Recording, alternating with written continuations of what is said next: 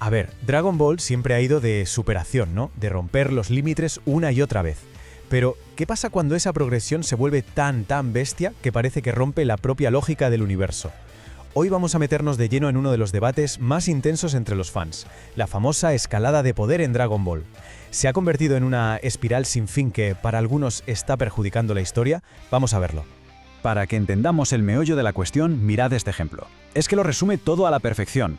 Esta frase, sacada de foros y debates de fans, captura la paradoja. Por un lado, un Goku que necesitó una transformación legendaria, el Super Saiyan, para poder vencer a Freezer. Por otro, el mismo Goku en su forma base, luchando de tú a tú contra un Freezer que es infinitamente más poderoso que antes. ¿Cómo hemos llegado a este punto? Esa es la gran pregunta.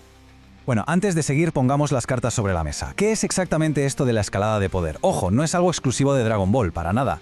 Pero pocas obras lo han llevado a un extremo tan vertiginoso. Aquí los personajes no se vuelven un poquito más fuertes. No, se vuelven cientos, miles, a veces miles de millones de veces más fuertes, de una saga a la siguiente. Una auténtica locura.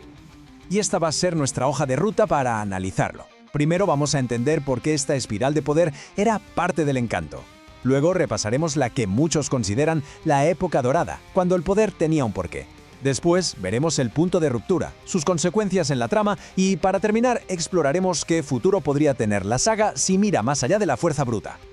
Venga, empecemos por el principio, porque para entender el problema, primero hay que admitir que esto molaba, y molaba mucho. Esta idea de una progresión casi infinita fue durante muchísimo tiempo el motor principal de la emoción que definía a Dragon Ball. La promesa era simple, pero increíblemente adictiva. Siempre había un nuevo nivel que alcanzar. Un límite que parecía imposible, listo para ser pulverizado. Y eso era lo que nos tenía a todos pegados a la pantalla. Cada villano nuevo, cada transformación, generaba una expectación brutal. La pregunta del millón siempre era, ¿y ahora? ¿Cómo demonios van a superar esto? Ese era el corazón de la experiencia. Vale, ahora vamos a la era que para muchísimos es el equilibrio perfecto, Dragon Ball Z. Aquí es donde la fuerza no solo aumentaba porque sí, no. Cada nuevo nivel de poder contaba una historia, tenía un significado. Esta línea de tiempo lo ilustra de maravilla. En el Dragon Ball original todo era más de ingenio, de técnica pura y dura. Luego, con los Saiyans, ¡boom!, llegaron los Scouters, los niveles de poder medibles, y eso creó una tensión increíble. En Namek, el poder se ató a la emoción. La rabia de Goku por la muerte de Krillin fue lo que desató el Super Saiyan. Y con Cell, el poder se vinculó al sacrificio y a ese relevo generacional con Gohan. Y aquí está la clave de todo. En sí, los power-ups no eran gratuitos, no salían de la nada. Eran la culminación de un viaje. La transformación de Gohan en Super Saiyan 2, no fue solo un cambio de peinado y unos rayitos, ¿qué va? Fue la explosión de todo su arco narrativo, de su conflicto interno, de esa rabia contenida. El poder, en aquel entonces, significaba algo. Y esto nos lleva a la era moderna, a Dragon Ball Super.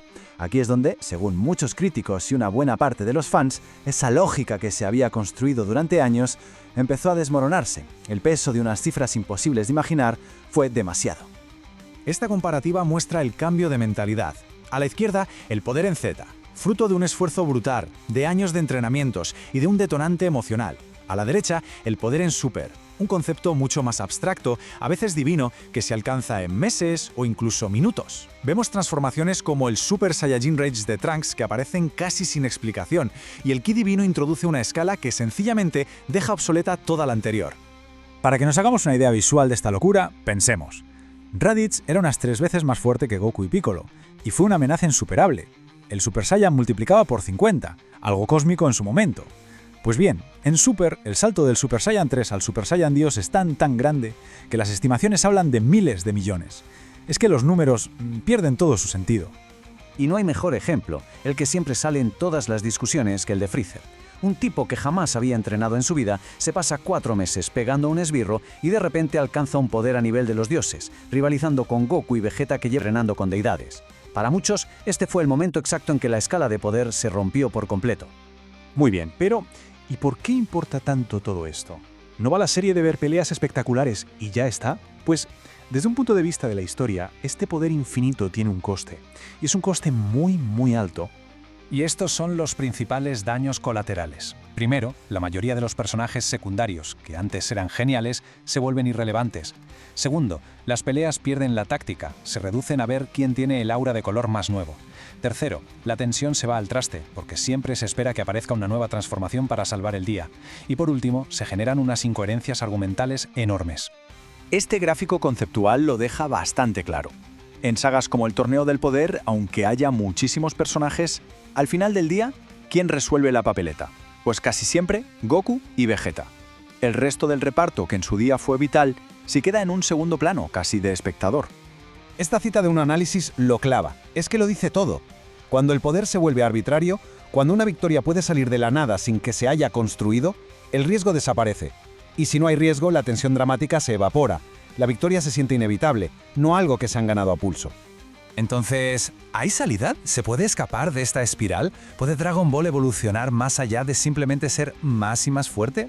Vamos a explorar algunas de las soluciones que propone la propia comunidad de fans. Y la verdad es que las propuestas son fascinantes. Imaginemos villanos que no son simplemente más fuertes, sino que usan habilidades como magia, control del tiempo, cosas que no se pueden vencer a base de puñetazos.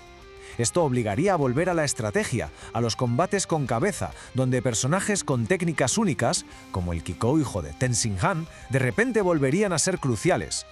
Y cerramos con la pregunta del millón, la que está en el fondo de todo este debate. A medida que la franquicia avanza, se enfrenta a una encrucijada. ¿Seguir persiguiendo cifras de poder cada vez más absurdas o volver a centrarse en la historia, en el desarrollo de los personajes y en esas batallas ingeniosas que hicieron que nos enamorásemos de la serie en primer lugar? La respuesta, sea cual sea, definirá su legado.